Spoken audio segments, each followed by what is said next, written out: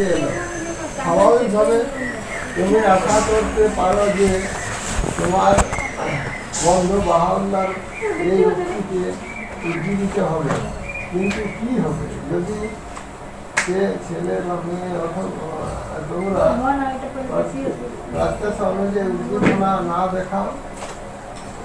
তোমার হৃদয়ে কি আনন্দ অদৃশ্য হয়ে যাবে? কেন নয় জিজ্ঞাসা, অদৃশ্য হয়ে যাবে কি? তোমার বন্ধু ভালো উক্তিতে উজ্জীবিত হবে, কিন্তু কি হবে যদি সে ছেলে বা মেয়ে তোমার বাচ্চা সমাজে উদ্দীপনা না দেখায়? তোমার হৃদয়ে কি আনন্দ অদৃশ্য হয়ে যাবে? কি মনে হচ্ছে? কেন?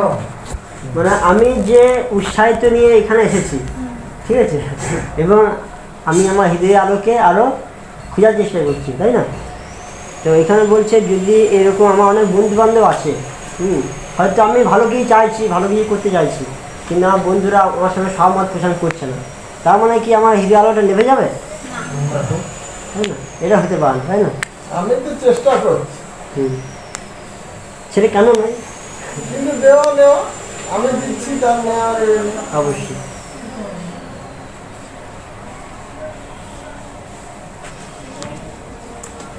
পরিচ্ছেদের সাথে ওই দিক থেকে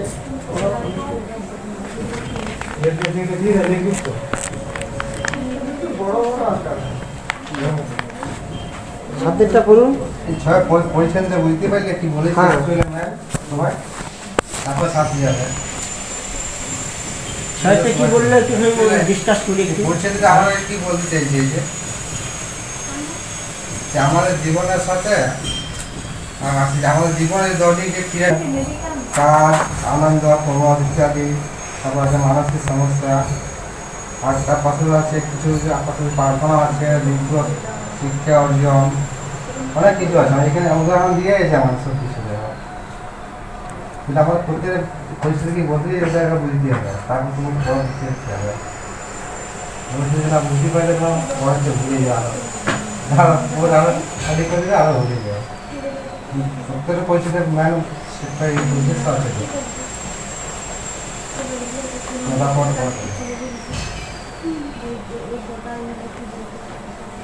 তারপরে এটা কোরেশন দিয়ে আছে যে আমরা সকলে একটা দীর্ঘ উদ্দেশ্য একতাবদ্ধ।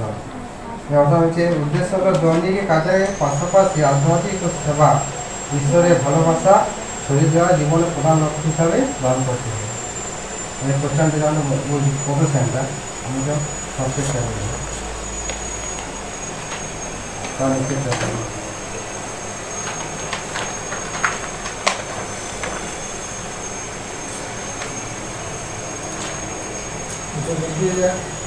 আমরা সকলে যুদ্ধ উদ্দেশ্যে একথা করতে, আমাদের কোনো পার্থিব ইচ্ছা নেই, এবং আমাদের সর্বদা প্রিয় আকারকে আরো বেশি ঈশ্বরের ভালো চলবে। কারো ইচ্ছা না থাকবে, কিন্তু আমাদের ইচ্ছা আমরা ছড়াই দিতেই হবে, কারো ইচ্ছা না থাকতে পারে আমরা ছড়িয়ে দিচ্ছি। হ্যাঁ,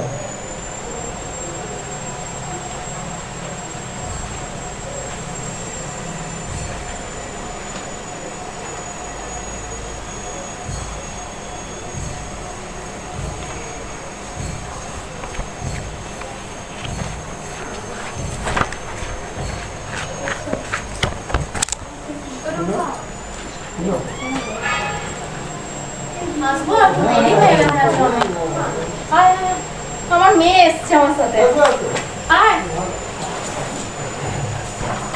শুরু হয়েছে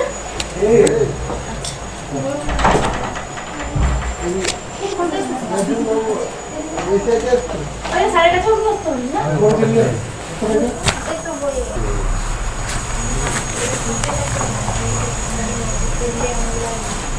6 নম্বরটা যদি মনে হচ্ছে ডিসকাস করার, তাহলে একটু রিডিং দাও 6 নাম্বারটা।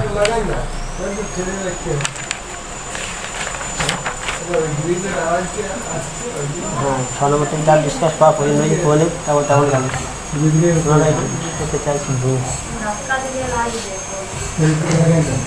তারপরে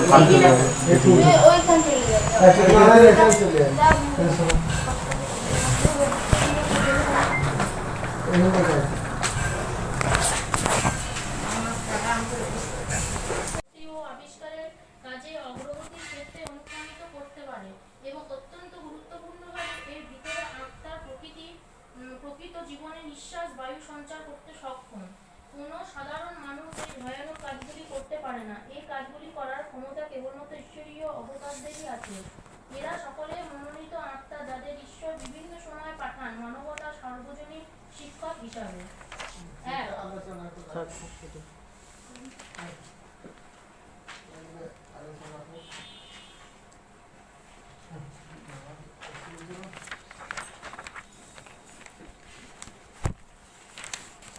একটা একটা একটু বোঝা দরকার ছিল, তাহলে বুঝতে পারতেন। প্রথমটা বুঝে আমার কাছে হুম।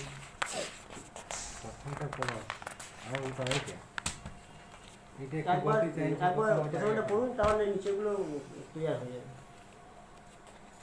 এটা একটা একটা পড়ুন, আর একটু আসতে পড়বেন, আসমার কি মানে বুঝিয়ে ছিল দিই? হ্যাঁ ছিল। হ্যাঁ, মেয়েটা না না ঠিক আছে, পুরোপুরি অভ্যাস হয়ে গেছে না, ঠিক আছে। তাড়াতাড়ি মানে এই জিনিসটা এমন একটা জিনিস একটু বুঝে বুঝে না পড়লে না। বলছে দেখ, এই বইয়ের প্রথম ইউনিটে আমরা অন্যদের সঙ্গে ঈশ্বরের বাণী নিজেদের মধ্যে ভাগ করে নেওয়ার সময় অপরিমেয় আনন্দের বিষয়টি বলেছিলাম। সেবার পথে চলার সময় বাহুল্যার প্রকটীকরণ থেকে যে অন্তর্দৃষ্টি সমূহ আমরা সংগ্রহ করি, বন্ধুদের এবং পরিচিতদের সঙ্গে আলোচনা করার সময় অসংখ্য সুযোগ সমূহ আমাদের সামনে উপস্থিত হয়।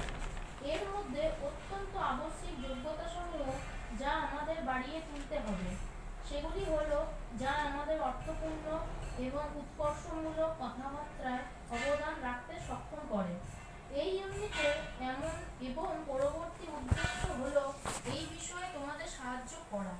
আধ্যাত্মিক মূলনীতিসমূহের উল্লেখ্য বাক্যলাপের স্তর কিভাবে উন্নতিকরণ করা যায়, এখানে সেই বিষয়ে তোমরা সংশ্লিষ্ট থাকবে যখন পরিস্থিতি দাবি করবে। পরের ইউনিটে তোমাদের গ্রামে অথবা প্রতিবেশী অঞ্চলে একটি প্রাণোচ্ছল সমাজ নির্মাণের একটি নিয়মানুগ প্রচেষ্টার অংশ হিসেবে কিভাবে নির্দিষ্ট ভাবনাসমূহের উপর বাক্যলাপের একটি সিরিজ শুরু এবং ধরে রাখা যায় সে বিষয়ে তোমরা চিন্তা করবে। পরেরটা পড়বো না?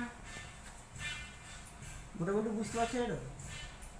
মোটামুটি কি বলছে কি বুঝতে পারছেন তো?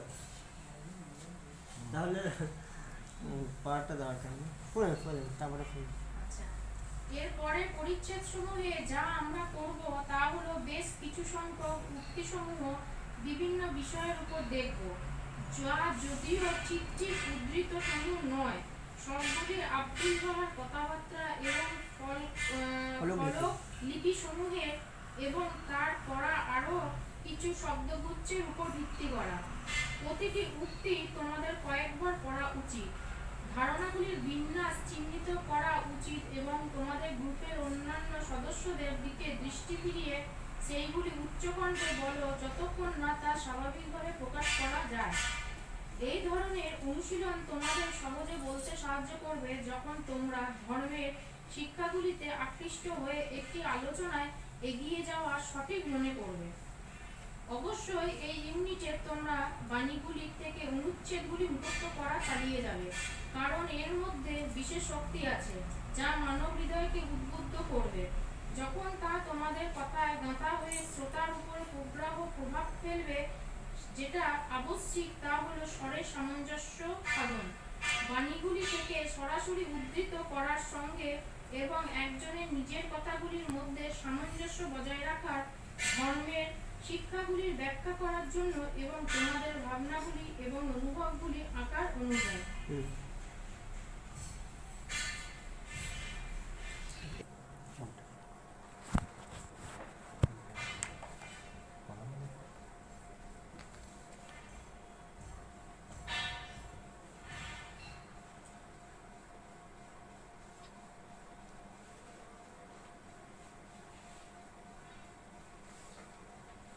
আমরা এখানে বুঝতে পারছি যে এই দুই পরিচ্ছেদ যেটা আছে, আমরা অধ্যয়ন করার যে প্রতিটা উদ্যোগ যেটা আছে, যে প্রত্যেকটা জিনিসের করে একটা